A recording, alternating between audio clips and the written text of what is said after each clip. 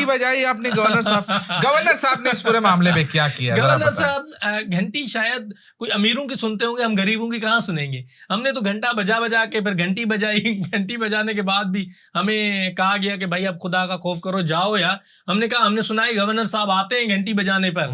पूछा हमने, उन्होंने कहा कि गवर्नर साहब जब मीडिया होती है तो फिर आते हैं ना, अभी तो आप अकेले खड़े हो।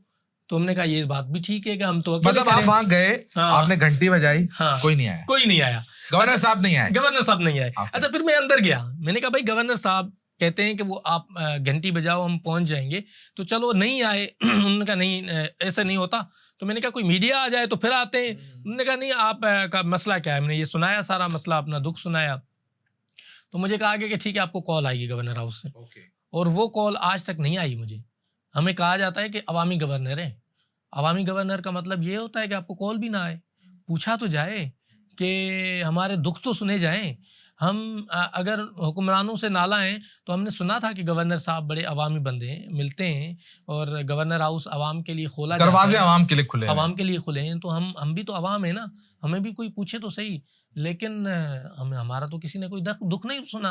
और उसके बाद हमने हर जगह पे जाके अपनी दास्तान सुनाई, लेकिन किसी ने नहीं सुनी।